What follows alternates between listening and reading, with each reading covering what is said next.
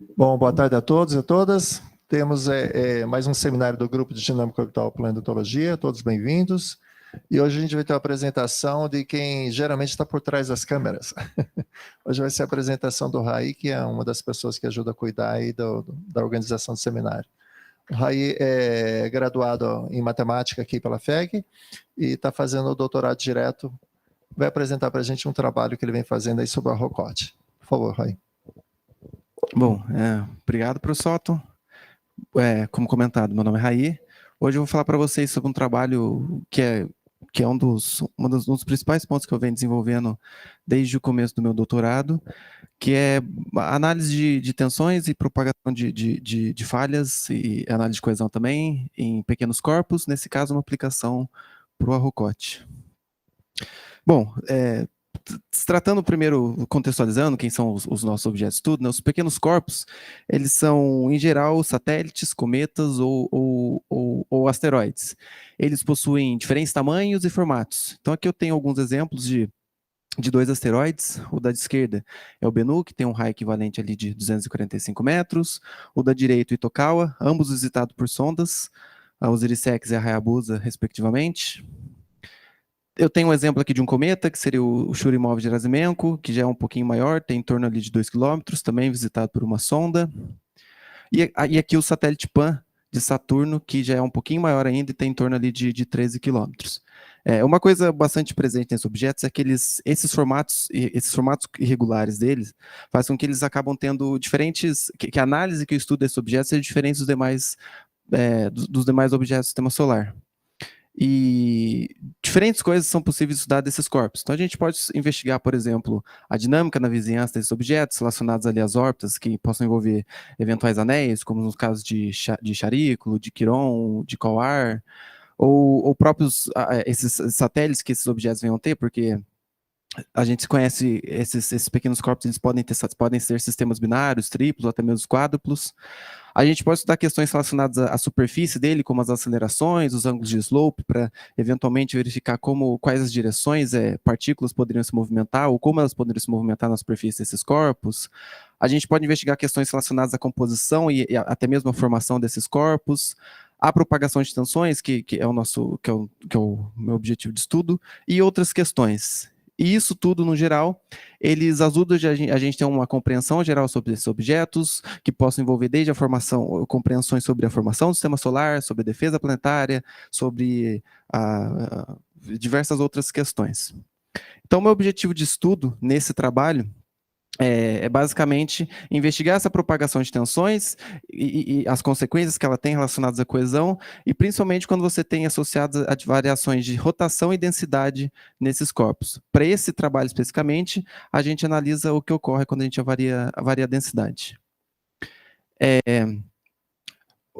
O estudo da estrutura desses objetos, existem diferentes aproximações, diferentes abordagens que permitem a gente investigar e estudar a estrutura interna desses corpos.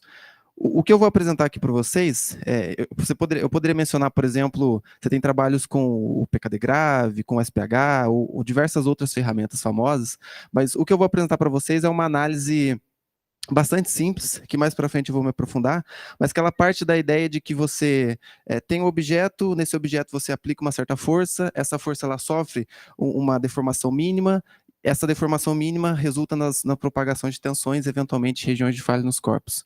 Então, tem esses dois trabalhos aqui, que foram os primeiros, foram alguns que eu encontrei, que talvez sejam um dos primeiros que tenham aplicado esse tipo de análise para esses objetos. Um é de 82, que é uma análise aplicada para o Phobos e para o Phobos, que é o satélite de Marte, e esse é um outro geral para corpos pequenos como um todo.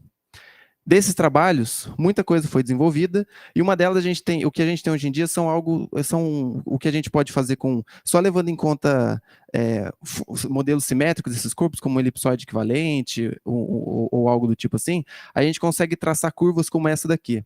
Esse é um exemplo de um trabalho de Hirabayashi, Sanchi e Sari de 2025, em que a ideia principal que eu quero passar para vocês aqui é o seguinte: na primeira linha, ele considera uma esfera de raio de 10 km, e o segundo aqui é um elipsoide com a razão de semi-eixos A por B de igual a 2 e um raio equivalente também de 10 km.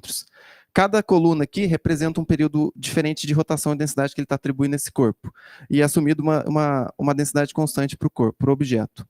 O que ocorre, só levando essas aproximações analíticas e algo razoavelmente simples, você consegue traçar, por exemplo, esses mapas aqui, para esses objetos, onde você determina como que a tração e a compressão, como as tensões se propagam no corpo. Nesse caso, significando em tração e compressão, que mais para frente eu vou me aprofundar. Mas o que ocorre, em maneira geral, o que dá para trazer dessa informação, e o que eu quero que vocês peguem daqui, é que quando o objeto, por exemplo, ele está rotacionando com um período de rotação de 2,5, período de rotação menor, você tem as tensões se propagam na estrutura.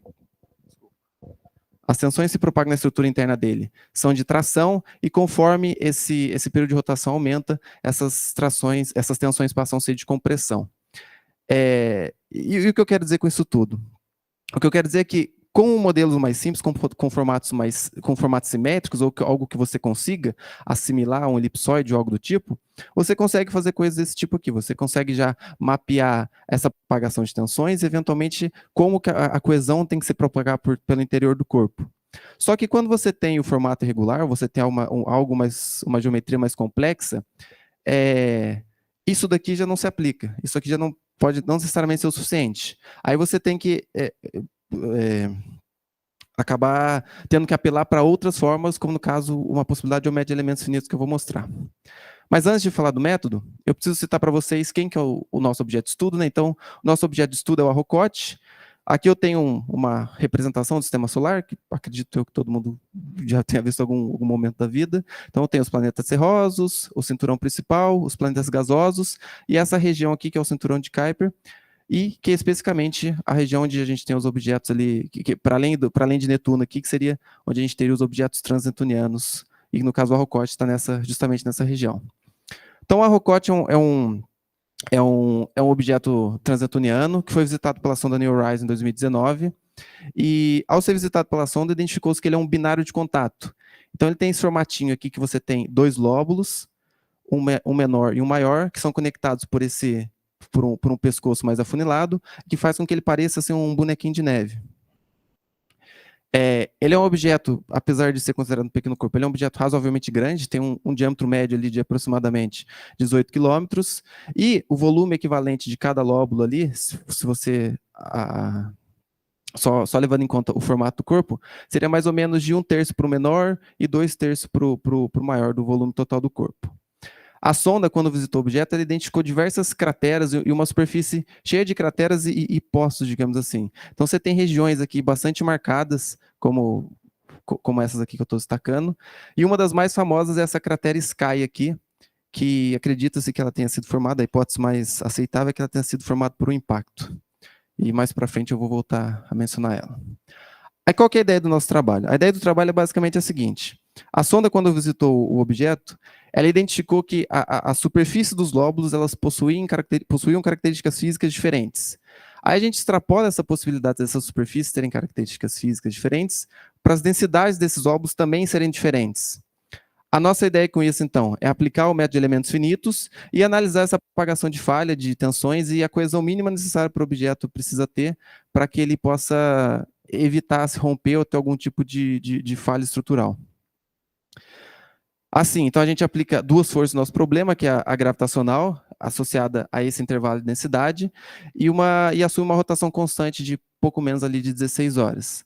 Além disso, a gente assume o objeto num regime elastoplástico com propriedades do gelo, e através do modelo de Drake-Prager. Então aqui eu tenho um exemplo de como a gente fez essa divisão entre os lóbulos. Então, durante as nossas simulações, a gente assume a possibilidade desse lóbulo menor amarelo e o lóbulo maior rosa terem densidades diferentes ou iguais, e que eu vou desenvolver mais para frente. Trazendo um pouco a ideia do método de elementos finitos, o método de elementos finitos ele é muito difundido já na área das engenharias. Esse trabalho de 2000 aqui, ele aponta para a gente que você tem um desenvolvimento dos primórdios da ferramenta, das técnicas do método, lá para a década de 40 e 50, justamente aplicado na área estrutural do método. A ideia principal por trás do método é fazer basicamente o seguinte: você tem uma geometria, e a partir dessa geometria você discretiza ela em diferentes elementos. A cada um desses elementos, você aplica as propriedades materiais do corpo, e quando você tem somatório final do elemento, você tem a propriedade do objeto como um todo. Então aqui é um exemplo bidimensional, então você tem essa geometria que foi discretizada nesses elementos, e cada elemento aqui é unido pelo que são os nós. A nossa análise parte de uma análise de módulo estrutural. Então, basicamente, a ideia é o que eu falei no começo. Você tem um objeto e esse objeto você aplica uma certa força. Essa força ela vai sofrer um pequeno deslocamento que vai se relacionar através dessa deformação no corpo. Essa deformação, ela se relaciona com a tensão no objeto através dessa matriz constitutiva, que é justamente uma matriz que carrega as propriedades materiais do corpo. Normalmente, essa deslocamento, essa deformação são mínimas em comparação ao objeto que você está estudando. Então, tem que ser algo ali bem pequeno em comparação ao objeto como um todo. Mas, um detalhe, e apesar de aqui eu me referir à força, qualquer coisa que você consiga discretizar no modo de um carregamento no seu objeto, você pode estudar. Então, pode ser desde uma variação de temperatura, ou uma pressão em alguma região, ou qualquer coisa desse tipo. No nosso caso, a gente tem que essas forças elas se aplicam. As forças dos nossos problemas são as forças gravitacionais centrífugas. Então, a gente discretiza a nossa malha de elementos finitos, e essa malha discretizada, a cada uma delas, a gente aplica a interação gravitacional que o nó tem em relação a todos os outros nós da malha, e aí esse nó a gente calcula a parcela centrífuga considerando que ele está rotacionando em relação ao eixo principal, ao maior momento de inércia do corpo. A gente adota também, como eu comentei, o modelo de plasticidade. Aqui, para plasticidade, eu tenho que mencionar uma outra coisa. Quando você tem materiais se deformando, para todo tipo de material, você tem uma curva como essa aqui, que é uma curva de tensão-deformação. O que a curva de tensão-deformação traz para a gente? Ela mostra para a gente como a tensão se propaga no objeto conforme ele se deforma. E cada material tem uma curva desse tipo aqui. E o que ocorre? Essa curva divide o material em dois estados, um estado elástico e um estado plástico. No estado elástico, o material basicamente ele funciona como uma molinha. Então, se eu esticar ou se eu comprimir ele, se ele não ultrapassar para o estado plástico, ele retorna ao estado inicial que ele tinha. Já no estado plástico, esse material ele passa a sofrer deformações permanentes. Então, no estado elástico, o material, essa deformação dele é uma deformação linear, e para o estado plástico você tem uma infinidade de modelos e aproximações para como você vai quantificar essa deformação do corpo. Porque o que ocorre? Cada material possui uma maneira diferente de se deformar. Se você pega um vidro e tenta quebrar ele, ao ele passar do estado elástico para o plástico, por exemplo, vai ser de uma forma. Já se você pega um ferro e faz a mesma coisa, vai ser outra forma, e assim vai seguindo. No nosso caso, o drag preg que a gente assume é o seguinte: o material ele vai sofrendo essa deformação elástica, e ele tem o que a gente chama da função de tensão de escoamento, que é uma tensão máxima que ele pode sofrer antes de passar de um estado elástico para o estado plástico, basicamente. Todos esses valores eles são calculados em laboratório, são feitos, você já conhece previamente a partir da propriedade material do corpo que vai estudar. Além disso, no drag preg, então, que a gente precisa assumir três pontos principais. O primeiro é um critério de escoamento. Esse critério de escoamento é o drag preg, essa expressãozinha aqui, que está em função do que a gente chama os invariantes de tensão, que são calculados em função justamente daquele tensor de tensões que eu mostrei, e também dessas duas constantes aqui, alfa e S. Essas constantes alfa, elas são em função do ângulo de fricção do nosso problema e da coesão do nosso corpo, que nesse caso é um parâmetro livre. Então, nas simulações, o que a gente faz é deixar essa coesão livre, faz a nossa simulação e encontra uma coesão mínima baseado nos nossos resultados, basicamente. Além disso, a gente determina uma lei de fluxo, que nesse caso é como as direções que esse material se determina, que nesse caso é justamente relacionada ao critério de escoamento. Então, são como ele vai se deformar quando entrar num estado plástico, e uma lei de endurecimento. Isso aqui é nulo porque o que ocorre? Alguns materiais, quando eles entram no estado plástico, eles podem ser resistentes ou podem favorecer a deformação, que não é o caso aqui. A gente considera que isso não existe, que não tem nenhum tipo de resistência, que ele é constante basicamente depois do estado plástico. E para isso, quando eu falo, a gente determina as falhas do nosso corpo, e com falhas aqui eu me refiro justamente aos trechos no objeto onde eles podem mais suscetíveis à ruptura, caso ele atinja um valor crítico de coesão, que são as figuras que eu vou mostrar mais à frente para vocês. Então, as falhas aqui elas são determinadas a partir da razão de tensões, que é feita a partir da tensão de estado e da tensão de escoamento, que são definidas lá por aquela função do critério de escoamento que eu mostrei para vocês, e se a razão entre a tensão de estado e a tensão de escoamento for maior do que 1, a gente considera que é a falha estrutural.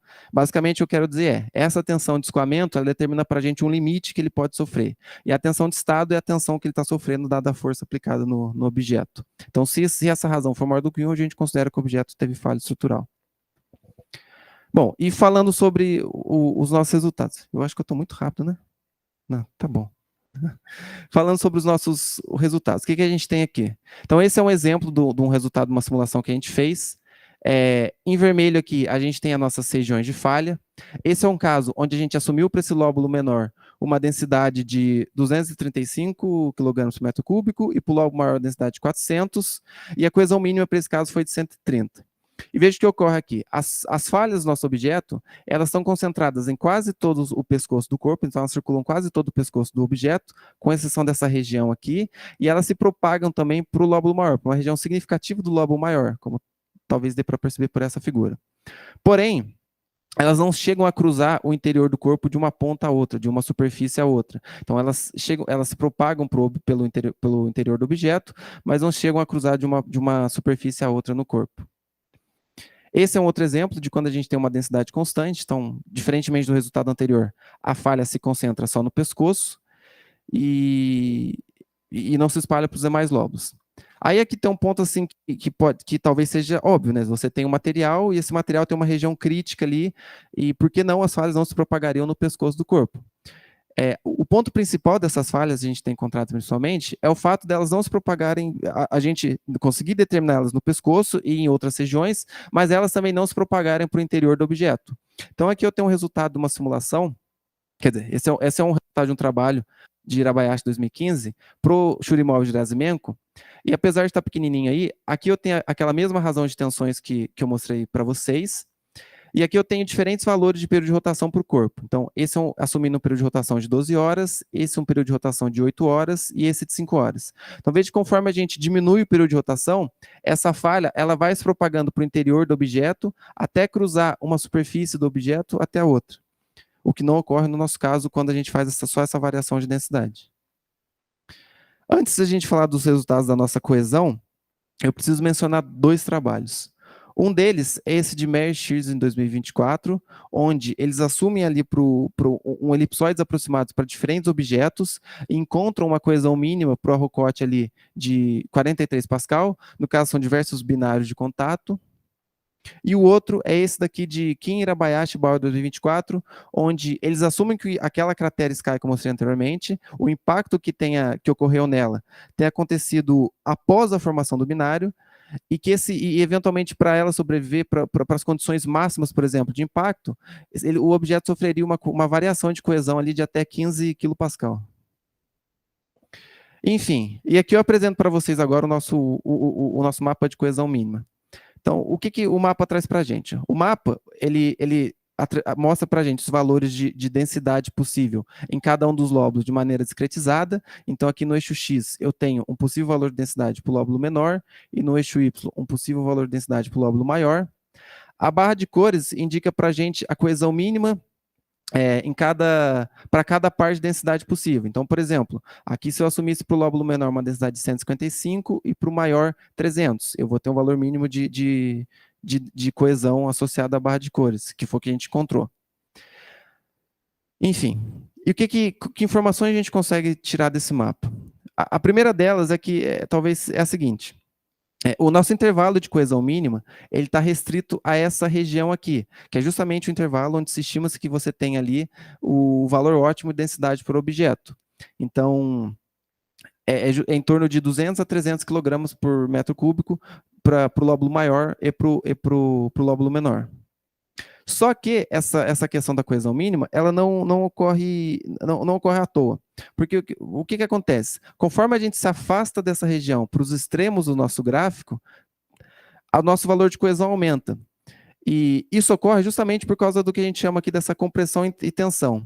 Essa linha branca aqui é a nossa linha de tração e compressão. Então, o que a gente fez? A gente pegou em todas as nossas simulações, consideramos todos os elementos que falharam e a gente verificou se essas falhas ocorreram por tração e por compressão, através da tensão normal média. Essa tensão normal média, a gente consegue computar a partir das nossas saídas, que são as tensões principais, a gente tira uma média aritmética dessa média, e se esse valor de tensão ele for negativo, a gente tem uma compressão no objeto, que é um movimento ali de você comprimir o corpo, e se ele for positivo, a gente tem distração, que seria de esticar esse objeto. Então, todos os objetos, todas as densidades acima dessa linha branca aqui, eles sofreram falha estrutural devido à compressão, e todos abaixo dessa linha sofreram falha devido à tração. Com exceção desse único caso aqui, que o pescoço estava sob tração e o lóbulo maior sob compressão. Mas se você considerar, por exemplo, se considerar que nosso problema, a gente só tem duas forças aplicadas ali, que é a gravitacional e a centrífuga, essa compressão, ela ocorre justamente porque a gente tem uma região onde a gravidade é dominante no objeto. Essa gravidade está agindo de modo a comprimir o nosso corpo. Enquanto para essa parte aqui abaixo, a rotação, a parte centrífuga é dominante na distribuição das forças, causando essa região de tensões de trações aqui. Então, o que acontece é, a nossa coesão, ela aumenta justamente quando a nossa tração aumenta ou a nossa compressão aumenta, que é o que está acontecendo aqui. Mas o nosso problema ele é um pouquinho mais sutil e um pouquinho mais... A análise é um pouquinho mais, como que eu posso dizer? Mais complexa. Porque o que acontece? De trabalhos anteriores, pôde-se identificar o seguinte. Esse aqui é um trabalho de Irabayashi de 2019, onde você tem um gráfico da variação do período de rotação pela coesão mínima para aplicação para o Ryugu. Aqui é assumindo um período de rotação constante, foi feita a mesma coisa que esse meu trabalho. A diferença é que aqui, ele, ao invés de variar a densidade, ele variou o período de rotação para o corpo. Então, veja que conforme o nosso período de rotação aumenta, o corpo vai precisando cada vez menos de coesão para se manter estruturalmente. Então, o que é coerente. Então, a força centrífuga, a parcela associada, que seria para separar o objeto, está diminuindo, ele precisa de menos força para se manter estruturalmente intacto, menos coesão para se manter estruturalmente intacto. Então, a gente tem que a variação da coesão seria inversamente proporcional à variação do período de rotação. Agora, quando a gente tem o contrário, que é você mantendo o período de rotação constante e variando a densidade no corpo, só que aqui variando uma densidade homogênea para o objeto como um todo, você que a densidade aumenta conforme a coesão aumenta, o que também é esperado. Então, você tem mais força gravitacional para manter o objeto estruturalmente intacto. Então, ele precisa de mais coesão para se manter estrutural. Então, esses dois gráficos mostram justamente isso. Então, essa região aqui, nesse caso, para o gráfico da direita, é uma região onde ele tem uma coesão necessária para se manter estruturalmente intacta, e essa outra aqui é essa região acima dessa curva azul, é onde ele teria uma coesão necessária para se manter estruturalmente intacto, dado um período de rotação. Aí, só que veja que no nosso caso, eu sei que esse gráfico está cheio de informação e confuso, não dá para ver tudo, mas veja que no nosso caso acontece o seguinte, isso daqui que ele mostrou,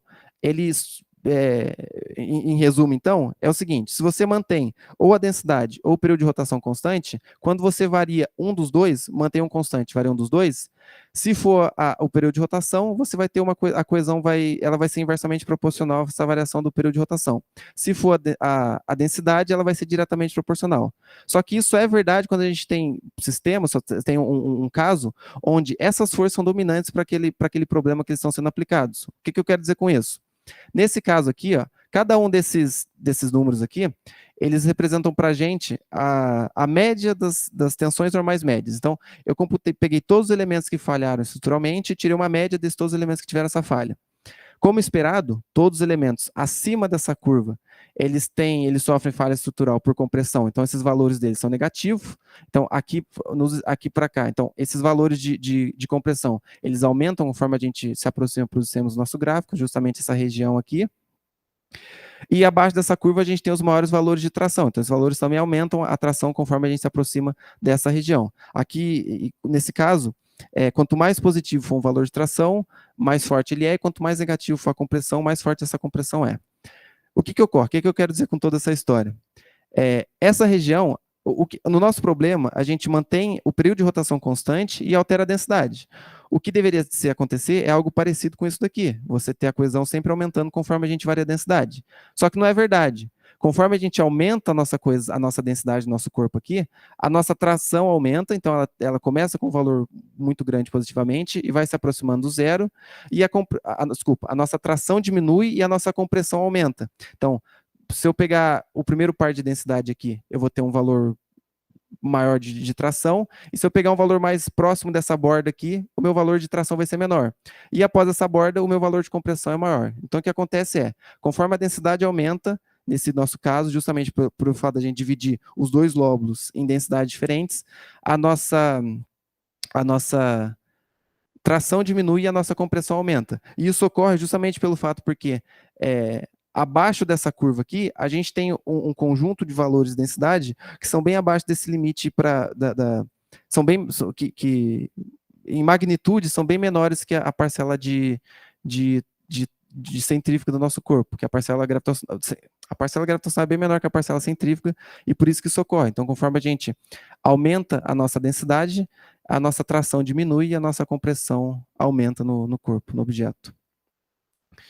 E com isso, o que a gente consegue observar disso hoje? A gente consegue tirar esse mapa aqui, que é um diagrama, onde a gente, de maneira geral, engloba todos os casos do nosso problema em uma dessas 4 regiões. Então, vamos tentar, começando por essas duas aqui, a 2 e a 3. O que acontece? Nessas 2 regiões, são regiões onde a densidade dos lóbulos, por vezes, a gente tem que um lóbulo tem uma densidade maior do que a outra, eventualmente chegando a ser 2 ou 3 vezes maior que a outra. Então, por exemplo, se for pegar nessa região aqui, a gente tem um lóbulo ali, o lóbulo menor com uma densidade de 500 e o lóbulo maior em torno de 155. Então, você tem que um lóbulo tem uma densidade muito maior em relação ao outro, ou um valor significativo, e o que ocorre é, as tensões, elas vão se propagar justamente no lóbulo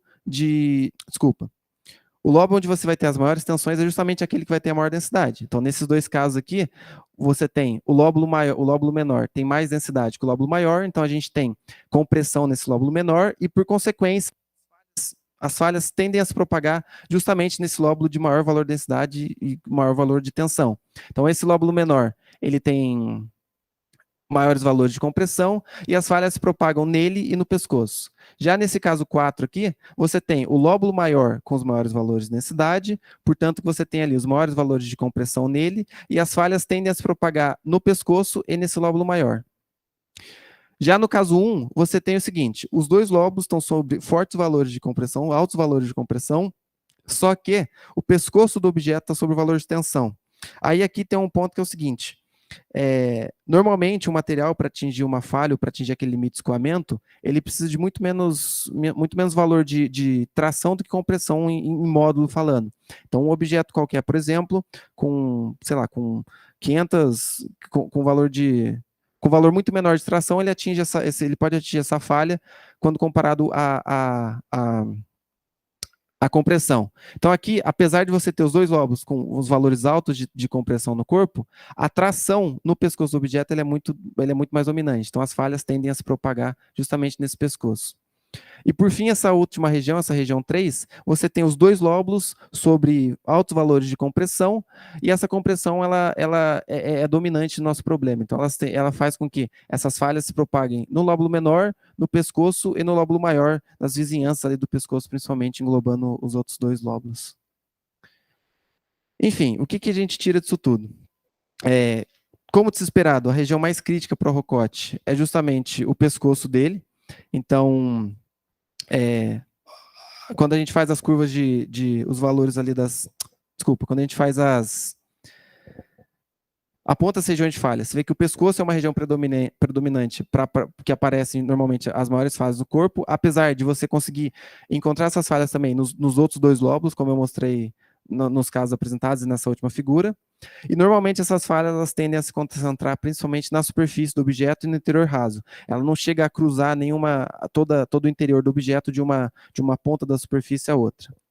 A gente consegue ver, então, ter de maneira mais associada, de maneira mais direta, essa associação entre a propagação de tensões e a densidade. Então, a gente viu que justamente quando a gente varia a densidade do nosso corpo, a gente tem uma diminuição da tração do objeto e um aumento da compressão. E a nossa coesão varia na ordem ali de 10 e 10 a terceira, né? Que é um range muito grande que chega a quase a ser desonesto aqui, mas o que eu quero dizer é, para os maiores valores, os casos mais extremos, que é o improvável de ser a densidade do objeto, mas que vale nesse estudo, você pode atingir coesões ali de 10 a terceira, e para o valor ótimo ali de densidade para que se conhece para esse objeto, você tem valores de coesão ali da ordem de 10 a primeira, que corrobora com outros trabalhos, como encontrado, como por exemplo aquele do Meyer e X de 2024. Além disso, dados os nossos valores de coesão que a gente encontrou aqui, a gente tem uma seguinte questão. Considerando que aquele trabalho de Irabayashi, de Kim Irabayashi 2024, eles mostraram que em um caso extremo, por exemplo, de impacto no objeto, as variações de tensões no corpo, a variação de coesão, desculpa, poderia chegar até 15 kPa, mais especificamente no pescoço do objeto, e os nossos resultados são em torno ali de 10 a terceira, não chega a 1000 no máximo, a gente tem dois cenários possíveis. O primeiro é que, para a formação dessa cratera, o primeiro é que, ou ela tenha ocorrido antes da formação do binário, então aquele impacto ocorreu antes do objeto se formar com o binário de contato, ou caso ela tenha ocorrido após, existe algum outro mecanismo associado às propriedades físicas e materiais do objeto, principalmente no pescoço, que validam, que possam fazer com que ele resista a essa ruptura nessa região da sky, sem com que ele se rompa. Então, talvez exista ali alguma compressão ou algo do tipo que evita com que esse objeto possa se romper. Além disso, a gente conseguiu discretizar justamente apresentar essas regiões de falha com essas distribuições de densidades e a distribuição de tensões no corpo. Eu espero ter sido claro. É isso que eu tinha para falar. Muito obrigado.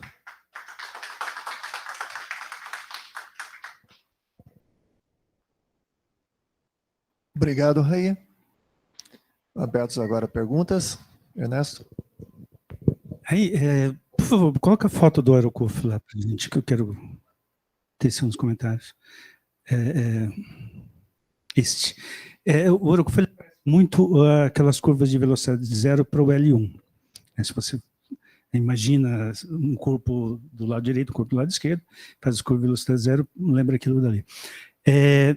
O L1, ele tem equilíbrio porque você tem a gravidade dos dois objetos puxando eles e você tem a rotação do sistema que joga eles para fora. Então, essa soma acaba na condição do L1. Então, nesse tipo de análise de forças aí, a parte do L1, se o polo tiver... Acho que parou de transmitir. Se o polo estiver em cima desse... aí, porque ele vai ter o giro, vai ter todas essas coisas aí. Quer dizer, se o polo estiver adequado em relação ao centro de massa do sistema. E é provável que isso ocorra, né? Principalmente porque esse objeto é chatinho. Eu vou fazer da somatória dessas forças e verificar que ali, nesse caso, você não vai ter, ou seja, a força da gravidade, ela anula a força centrípeta, e aí, nesse caso, você não vai ter nem tensão, nem compressão nessa região. Eu não cheguei a calcular como que fala? A magnitude das forças, mas esse é um exemplo aqui da direção resultante das forças para diferentes casos. Então, esse é um caso, por exemplo, onde eu tenho o lóbulo menor com a densidade de 600 e o lóbulo maior com a densidade de 200. Então, o que acontece, por exemplo... E a gravidade está puxando. Exatamente. Está indo para a resultante das forças aplicada no problema, está indo para o lóbulo de maior densidade. Aí você considerou também a centrípeta? Sim. Essa resultante, a centrífuga e a gravitacional. Esse é quando ocorre o contrário, quando você tem ali o lóbulo maior com mais densidade que o lóbulo menor. Então, a direção das forças, ela inverte. Só que aí, quando você tem os dois lóbulos com uma densidade razoavelmente equivalente, e abaixo daquela região onde você tem um valor dominante da parcela gravitacional, você tem algo parecido com isso aqui. Você tem que, essa região do pescoço, ela fica dividida nessas resultantes das forças, e cada um dos lóbulos, a resultante dessas forças, elas apontam para a direção para cada um dos outros lóbulos, e nesse pescoço aqui você tem uma divisão. O que talvez seja o que justamente faça com que você, para esses valores de densidade abaixo daquela linha de tração-compressão, façam com que as falhas se concentrem aqui. Nessa modalidade onde você considerou o centro de massa do sistema? Bom, você não tem... Quando, vai mexer por causa da para cada alteração que eu fiz para a densidade, eu calculei o centro de massa e calculei a rotação a partir desse centro de massa. Rotação em torno do centro de massa. Interessante. Bom, Tem que ver esses resultados direitinho e entender. Mas dá para ver lá que muitas delas estão Sim, sim. ou seja, Isso daqui. Esse é um ponto que. Bom, a gente ainda não sabe exatamente como linkar com a propagação de tensões, sabe? De maneira direta.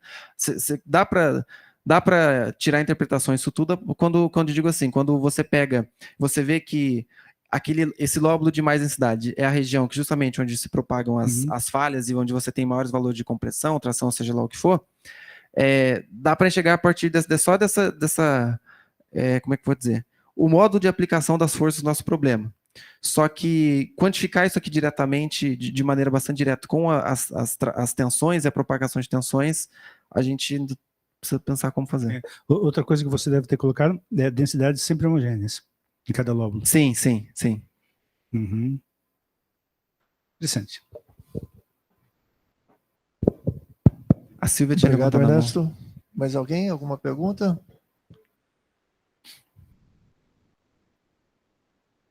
Silvia? Posso perguntar? Sim.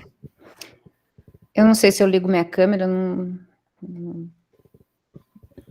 Você que sabe, será que sabe? eu não sei onde que está aparecendo. Tá. Parabéns pela apresentação, Raí. Gostei bastante, entendi melhor agora do que quando você apresentou na SAB.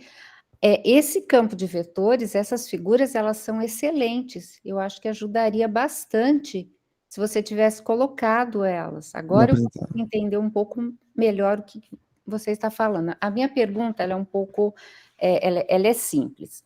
Na realidade, são duas perguntas. Aonde eu vejo falha nessa figura? Então, nessa daqui? Ou qualquer uma. Um exemplo de falha. Tá. Só com as forças sinceramente, eu não sei como daria para ver. Talvez seja um ponto assim de você ter uma magnitude de força ali, ou ter algo desse tipo e identificar as falhas. Mas porque para justamente definir essas falhas, você tem que sair você tem que extrapolar não para as forças, mas para as tensões que você tem a partir dessas forças foram aplicadas, entendeu? Não sei se eu fui claro ou se eu respondi. Não entendi. Agora, existe falha e falha, certo? Existem falhas maiores ou menores. Como é que você analisa isso? Aqui é tudo falha. Não tem falha e falha, só falha. Mas enfim, essas falhas aqui, desculpa, acho que agora eu entendi. Essas falhas estão sendo computadas em cada elemento da minha malha de elementos finitos. Então,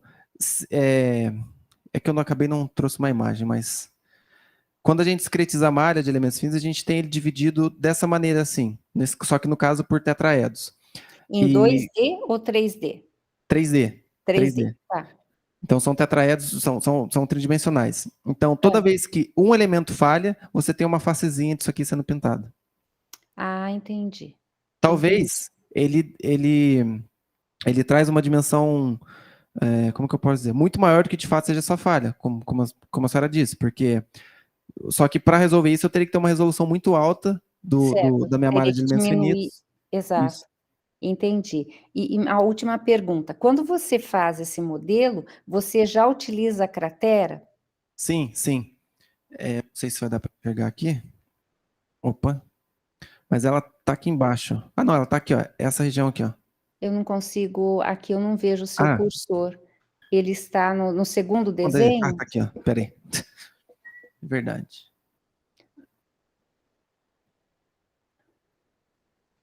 Ela tá aqui, ó. Vi. Certo. E se você tivesse preenchido essa cratera?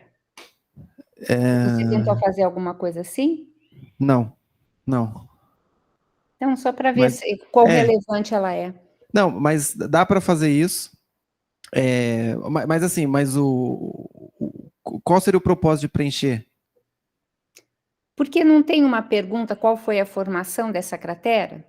Sim. Mas é que aqui, só com essa nossa ferramenta de elementos finitos, acho que não dá para fazer isso, porque aqui é uma análise estática. A gente tem as forças aplicadas, essas forças aplicadas a gente vê como que isso resulta. Sim, mas a questão da cratera, da formação dela, seria mais por impacto. Sim. Então, eu teria que ter alguma coisa dinâmica acontecendo ali. Concordo. Ou eu não sei, desculpa, não, ou talvez dê para fazer só através dessa análise, mas eu não sei exatamente como, entendeu? Eu tenho que criar alguma lei, estabelecer algum critério ali para Eu aplicar essas pensei em forças algo naquela mais região. simples. Se essa figura, ela iria mudar com a cratera ou não. Então, fazer com cratera e sem cratera. Eu não sei quão grande ela é, eu não me lembro. Então, é só para Acho que verificar isso. são 1 quilômetro, 1,5 quilômetro de profundidade, alguma coisa assim. É E pequeno, 6 né? de diâmetro médio. E ele tem 18, né? Mais Isso, ou menos. isso. Tá. Mas, enfim, é interessante, eu não tinha pensado desse jeito. Eu não sei dizer o que aconteceria. Tá Mas ótimo. eu acho que não, talvez não mudaria nada, porque Eu para acho a que maior não. parte dos casos que a gente estudou, essas regiões de falha aqui, nenhuma delas, ou algumas, ou quase nenhuma, chega a associar a região da cratera aqui. Sim. Tá ok. Muito obrigada, Raí. Parabéns. Obrigado. Obrigado, Veia. Felipe, quiser abrir e falar, fica à vontade. Oi, boa tarde. Parabéns aí, muito bacana a palestra. Obrigado. Só uma curiosidade, eu acho que talvez você tenha mencionado, tenha passado despercebido, mas eu vou perguntar para ver se eu entendo melhor. Se você falou a respeito, por exemplo, você testou em alguns casos para várias densidades. Aí minha pergunta é, no caso, eu imagino que dependendo da densidade dos corpos, vai ter uma densidade mínima aí, ou máxima, que o pescocinho aí seria bastante comprimido pela gravidade mútua, né, dos dois corpos, e poderia acabar colapsando, né, gravitacionalmente para formar um único objeto esférico, né, ou único objeto, não esférico, mas um único objeto, né, sem mais esférico. Então, minha pergunta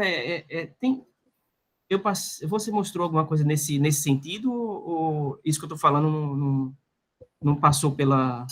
Não, eu acho que não. análise? Acho que não. Acho que teria que ser um valor de densidade muito alto para isso acontecer. Não, eu não. E a densidade estimada para ele. Mas um valor de densidade alto para o arrocoque, por exemplo, uma grama, uma grama por centímetro cúbico, uma grama por centímetro quadrado cúbico já seria alto para arrocoque. Não, sim, mas é que a densidade estimada para ele é nesse intervalo aqui, é de 235, se for uma densidade homogênea. E os objetos da região, é bastante provável que os objetos da região tenham densidade acima de 1 grama, por exemplo, porque por causa da formação do sistema solar. Então, Não, eu entendi o que você disse agora. Eu queria ver, na verdade, é só uma curiosidade mesmo, como se comportaria esses gráficos mesmo no caso de uma densidade máxima aí, que seria máxima, que eu digo, para a região mesmo, uma densidade de 1 grama por centímetro cúbico, 1,1, 1,2, entendeu? Para ver porque, como eu digo, se a densidade é um pouquinho alta, aconteceria alguma coisa aí nesses mapas para mostrar, né, que o pescoço seria super, né, comprimido aí pelos dois lóbulos. Sim, sim. Mas é que aqui no que a gente está mostrando, a gente só mostra, a gente só apresenta, como que eu vou dizer? Obviamente, provavelmente, se aumentar esses valores de densidade, você vai ter maiores valores de tensões no objeto como um todo, e principalmente no pescoço, né? Mas aqui a gente só mostra essa região que seria crítica à falha. Eu não consigo extrapolar isso para alguma outra coisa relacionada a isso, como você comentou, de se tornar um objeto só, algo do tipo. E tem uma coisa que eu esqueci de falar também, que é muito importante, mas que talvez estivesse implícito, que isso aqui é uma coesão mínima. Não necessariamente ele tem que ter esse valor de coesão, pode ser um valor acima, mas ele tem que ter pelo menos esse valor de coesão para sobreviver naquela questão das falhas estruturais. Beleza, perfeito, obrigado. Valeu. Obrigado, Felipe. Você pode mostrar a última figura que você pôs? Não. Isso. Então, porque seria isso que o Felipe está falando, seria aquela região cor-de-rosa ali, você indo para os valores mais extremos, né? E aí o que você está encontrando aí nesses casos, né, é exatamente aquela questão de você ter, né, os dois lóbulos com muita densidade, né? Então, muita atração gravitacional forte, então você teria compressão neles. Então, se você aumentar mais ainda, vai ter mais compressão neles, né? E a compressão, ela produz falhas na superfície dos lóbulos e mais no pescoço também acaba afetando, né? Então, eu acho que essa pergunta do Felipe seria uma extrapolação disso, quer dizer, você poderia realmente... Foi isso mesmo, foi essa figura aí que eu pensei na pergunta. Foi justamente o corpo por isso. Acho que tenderia a colapsar, realmente, eu acho que faz sentido. Expandir esses intervalos aqui para valores maiores, né? Ok. Mais alguém? Mais alguma pergunta, Ernesto? Como é que você distribui os nós no objeto, no AeroGov? Isso você dá um valor de tamanho para cada nó? Estou falando dentro do corpo, porque sim, então, você dá um valor. Então, isso tem toda uma modelagem matemática tudo mais complicada por trás. Mas você dá um tamanho estimado para essa malha e o próprio programa cria essa malha de elementos finitos para ele. Ele vai se arranjando conforme a estruturação da malha. Só que você tem um tamanho... Você tem um tamanho médio para eles, um tamanho ideal para cada um deles. E normalmente se você consegue controlar se extrapola esses limites do seu objeto ou não. Então, se por exemplo, ao você construir essa malha, por exemplo, que nem para um caso desse aqui, se esse elemento está maior do que deveria ser, você consegue controlar e refazer a sua malha até achar um tamanho ideal para cada elemento. Eu preciso justamente nisso. Isso parece uma distribuição homogênea, mas só que isso está no plano. Aí quando você mas pro objeto como todo é homogêneo também. É praticamente homogêneo, você tem a diferença mínima ali, né? Não, estou falando da distribuição dos pontos. Tá. A distribuição dos pontos parece ser homogênea aí. Não tem... Você sorteou, mas mais ou menos mantendo a mesma distância, aparentemente, entre eles. Que isso está no plano. Se você vai para o espaço, você tem, além do problema das lâminas, né, você tem um problema de preenchimento dessas lâminas. É só curiosidade. Tá bom. Obrigado. Obrigado, Ernesto. O André está complementando ali, ele distribui uniforme em todas as direções. Na realidade, você vai ter tetraedro, né? E aí o tamanho da aresta é mais ou menos o que ele define, porque é uma aresta tal. Então todos vão ser tetraedros mais ou menos do mesmo tamanho, ele faz pequenos ajustes, né? É isso? Você não vai chegar a ter nenhum assim de 10 vezes o tamanho do outro. Vão ser tamanhos todos aproximados ali. Sim. Tem uma distribuição menos uniforme. Sim. Ou homogênea, melhor dizer. Rosana? Raí, parabéns pela apresentação, pelo trabalho, muito interessante. Eu queria perguntar se vocês já pensaram e se é possível incluir uma força externa atuando nesse corpo, e aí então, por exemplo, conseguir criar uma condição de ruptura para esses binários em função de rotação e dessa força externa que pode ser um encontro, por exemplo. Sim, a gente já discutiu essa possibilidade no nosso grupo, no grupo de asteroides, porque é justamente isso daqui, você tem o programa não sabe exatamente se está aplicando uma força, e como você vai calcular essa força, você pode colocar o que você quiser. Então, se eu quiser somar mais 1 milhão de termos aqui, de força, eu posso, obviamente tem que ter um sentido para isso. Mas sim, a gente pensou nessa possibilidade, mas não aplicando para nenhum estudo ainda. Obrigado. Ok, mais alguém? Mais alguma colocação? Alguém online? Não? Vamos agradecer novamente ao Raí. Obrigado.